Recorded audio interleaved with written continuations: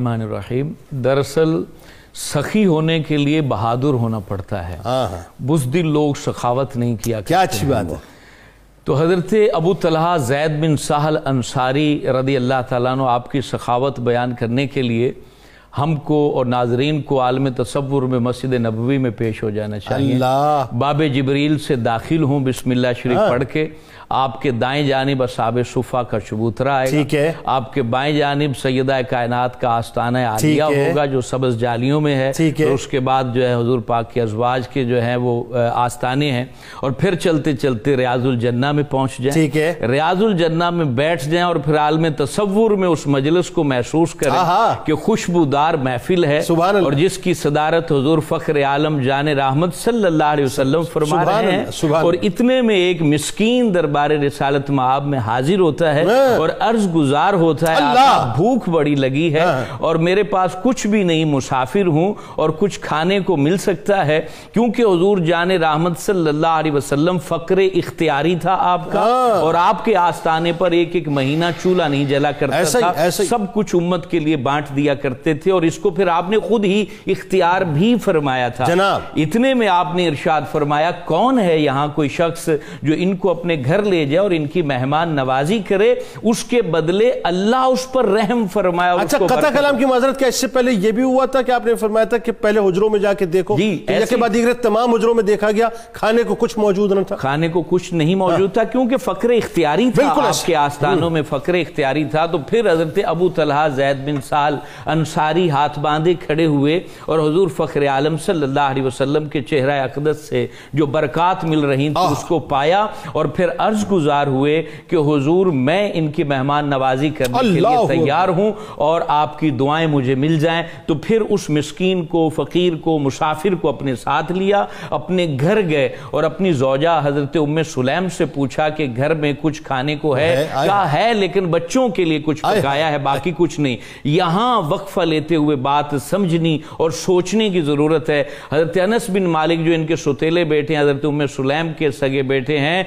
वो कहते हैं अंसार में से सबसे अमीर शख्स हजरत अबू तलहा ज़ैद बिन साहल अंसारी थे। ये कैसी अजीब सी बात और इसके बावजूद घर के अंदर सिर्फ बच्चों के खाने के लिए कुछ है। क्यों, क्या वजह थी?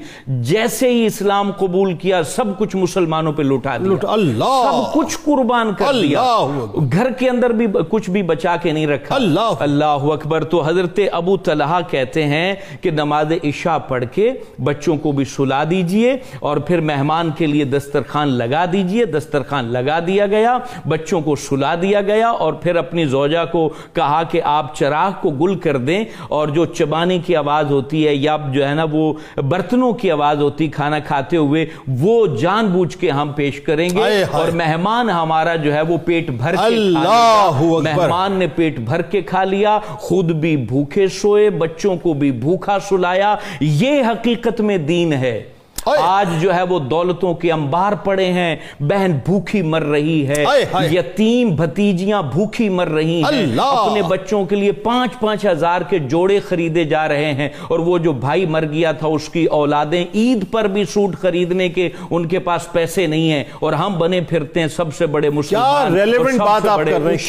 बने फिरते हैं। और ये असल तो दीन ये है ना कि अपने बच्चे भूखे सुला दिए और मुसाफिर को जाए। नाम क्या मिला सुबह? अल्लाह। सुबह जब हुजूर फ़ख्र आलम जाने रहमत की बारगाह में नमाज फजर के वक्त पेश हुए तो हुजूर सल्लल्लाहु अलैहि वसल्लम देखकर मुस्कुरा दिए। ये सबसे बड़ा इनाम तो हुजूर देख कर मुस्कुरा दें तो इससे बड़ा इनाम क्या हो सकता है? देख के मुस्कुरा दिए और फरमाने लगे कि ए अबू तलहा, अल्लाह ने भी तेरे इस अमल पर ताज्जुब फरमाया है, और अल्लाह रब्बुल आलमीन ने तेरे इस अमल पर कुरान नाजिल किया है। वयुसिरूना अला अनफुसिहिम वलौ काना बिहिम खसासा,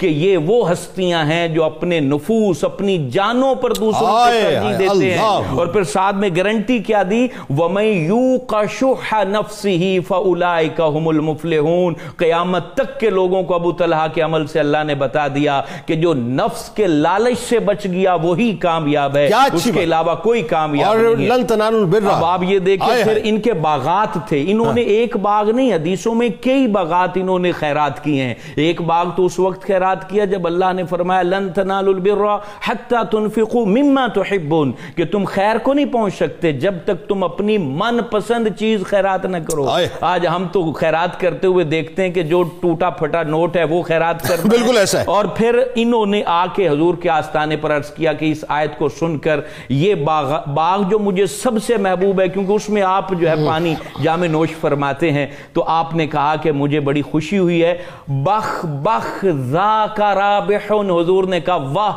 واہ کیا بات ہے، حضور فرما رہے ہیں، سرکار فرماتے ہیں واہ واہ کیا بات ہے، کیا باغ ہے، یعنی جو ہم واہ کہتے ہیں وہ سنت رسول پر عمل کرتے ہیں، کیا بات ہے۔ کہا کہ یہ پھر اپنے چچاؤں کی اولاد کو یہ تحفے میں دے دو، جس کو آج ہم شریکہ کہتے ہیں اور ان سے چیزیں چھینتے ہیں۔ حضور نے کہا کہ یہ باغ اپنے چچا کی اولادوں کو دے دو، تو پھر آپ نے حضرت ابی بن کعب، حضرت حسان بن ثابت، ان کو وہ باغ تحفے میں لا کے پیش کر دیا، اور ساتھ میں کہا کہ حضور کاش یہ چیز چھپانے والی ہوتی تو میں چھپا دیتا، صرف آپ کے لیے اور اللہ کے لیے اس کو رکھتا۔ جو ہے وہ آپ کی ایج ہو چکی تھی، لیکن جذبہ شوق شہادت جو ہے وہ ابھی بھی اپنے جوبن پر، اپنے عروج پہ نظر آتا ہے، تو وہ کیا منظرنامہ تھا وہ ذرا بتائیے۔ پھر وصال پاک کا جو آپ کا ایک انتہائی انوکھا واقعہ ہے وہ بھی ذرا بتائیے کیا ہوا۔ پھر آپ رضی اللہ تعالیٰ عنہ کو یہ بھی شرف نصیب ہوا کہ سرکار مدینہ صلی اللہ علیہ وآلہ وسلم کی کئی احادیث آپ سے مروی ہیں، بتائیے ذرا۔ بسم اللہ الرحمن الرحیم۔ آپ ہر پروگرام کے آخر میں ایک حدیث پڑھتے ہیں، لا یؤمن احدکم حتی اکون احب الیہ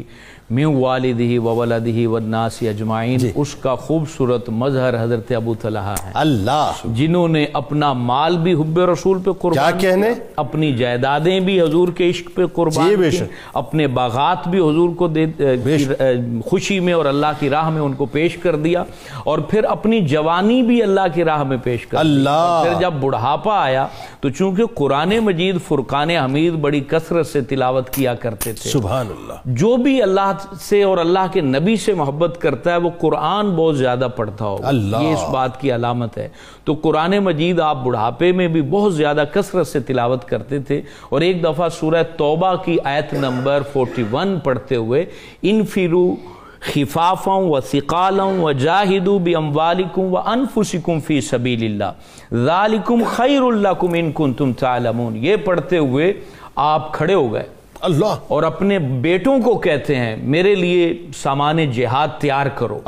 زاد راہ باندھو، میری سواری تیار کرو۔ اللہ، کہا ابو جان کیا آپ کی عمر بہت زیادہ ہے، کدھر جانا ہے؟ آپ نے کہا میں جہاد پہ جانا چاہتا ہوں۔ آپ کی اولاد کہتی ہے آپ نے حضور صلی اللہ علیہ وسلم کی بارگاہ میں رہتے ہوئے تمام غزوات میں شرکت کی، اور پھر آپ نے حضرت ابو بکر صدیق کے دور خلافت میں غزوات میں شرکت کی ہے، حضرت عمر کے دور خلافت میں غزوات میں شرکت کی ہے، تو ابھی تو آپ کی عمر بہت زیادہ ہو چکی ہے، ابو جان ہم ہیں نا آپ کی طرف سے ہم جہاد کریں گے۔ کہا نہیں، اللہ فرما رہا ہے انفروا خفافا وثقالا، کہ تمہیں نکلنا پڑے گا، چاہے تمہارے دل کو بھاری لگے، چاہے تمہارے دل پر ہلکا ہو، چاہے تمہارے پاس مال کم ہو، یہ خفافا وثقالا کی تفسیر ہے۔ تمہارے پاس مال کم ہو، زیادہ ہو، تمہاری اولادیں زیادہ ہوں، تمہاری اولادیں کم ہوں، تمہیں کوئی منائے نہ منائے، تمہارا دل مانے نہ مانے، تمہیں وجاہدوا باموالکم وانفسکم فی سبیل اللہ، تمہیں جہاد کرنا ہوگا اللہ کی راہ میں، تمہیں نکلنا ہوگا اس سفر پر۔ کہا کہ نہیں میں تمہاری بات نہیں مانوں گا، میرے لیے سامان تیار کرو۔ کیسی حیرت کی بات تھی، آپ کے بچوں نے پھر مجبور ہو کر آپ کے لیے سارا سامان تیار کیا، آپ کے لیے سواری تیار کی، اور ان دنوں کے اندر جو ہے وہ بحری غزوات ہو رہے تھے، جنگیں ہو رہی تھی، تو آپ سمندری راستے سے جو ہے وہ جہاد کرنے کے لیے جب سفر کرنے کے لیے پہنچے تو بیڑا تیار تھا، آپ اس کے اندر جیسے ہی آپ کی اولاد نے اس کو تیار کیا اور اس میں بٹھایا، اور پھر وہ جب آگے سے وہ تمام فوجیوں کو لے کر بیڑا چلا، بحری بیڑا، تو راستے کے اندر ہی ان کی انتقال ہو گیا، اللہ، یہ وفات فرما گئے، اور اسی بیڑے کے اندر آپ پھر پورا ہفتہ آپ کی لاش مبارک جو تھی جسد خاکی وہ پورا ہفتہ اس کے اندر رہا، یعنی سمندر میں جو ہے وہ اچکولے لے رہا تھا، اچکولے لے رہا تھا، کیونکہ ویسے بھی کنارہ نہیں مل رہا تھا۔ سمندر کے اندر جب کسی کی ڈیتھ ہو جائے تو یہ شرعی اصول ہے کہ اس کو اسی طریقے سے سمندر میں سپرد کر دیا جاتا ہے، لیکن چونکہ یہ حضرت ابو طلحہ تھے، حضور فخر عالم کے جانثار تھے، نبی پاک علیہ السلام سے صحبت یافتہ تھے، تو ان کے لیے تو مزار بننا تھا، تو اس لیے صحابہ نے یا تابعین تھے انہوں نے ان کو کنارے کا انتظار کیا۔ اور پھر آپ اندازہ لگائیں، لوگ اس پہ بحث کرتے ہیں کہ نبی زندہ ہیں کہ مردہ ہیں، یہاں تو یہ تابعین اور پہلی صدی کے صحابہ اور وہ بزرگ جانتے تھے کہ یہ نبی کو دیکھنے والے کی لاش مبارک بھی خراب نہیں ہو سکتی، 7 دن تک جو ہے لاش تر و تازہ۔ اب آپ دیکھ لیں، بغیر برف لگائے اور مثالیں لگائے کوئی بندہ اپنا مردہ بار رکھ کے دکھائے، پتہ چل کھلے آسمان پہ، کھلے آسمان، اور کمال یہ کہ سمندر کی نمکینی بھی ہے، نمکینی ہے، وہاں پر تو مسائل پیدا ہو جاتے ہیں اور فوراً جو ہے نا جسم پھٹ جاتا ہے، اور 7 دن کے بعد وہ کنارہ آیا اور وہاں ان کی تدفین کی گئی۔ یہ وہ ہستی ہیں نبی کے غلاموں کا کفن میلا نہیں ہوتا، تو باتیں سمجھنے والی ہوتی، لیکن کیا کریں، فرقہ واریت کی وجہ سے حق کی طرف بندہ نہیں دیکھتا بلکہ اپنے چند گروہوں میں موجود افراد کی طرف سے دیکھتا ہے، جس کی وجہ سے اس پر حق واضح نہیں ہوتا۔ تو یہاں پر آپ نے کہا کہ ان کی مرویات، تو حضرت انس بن مالک جو تھے ان کی جتنی حدیثیں ہیں اس میں بہت بڑا حصہ حضرت ابو طلحہ کی روایت کردہ حدیثیں بھی ہیں، کیونکہ حضرت ابو طلحہ حضور فخر عالم صلی اللہ علیہ وسلم کے ساتھ شب و روز گزارے ہیں، اور خاص طور پہ جو احد کا قبلہ شاہ صاحب نے وہ منظر نامہ پیش کیا تو وہ حدیثیں روایت کی حضرت انس بن مالک نے،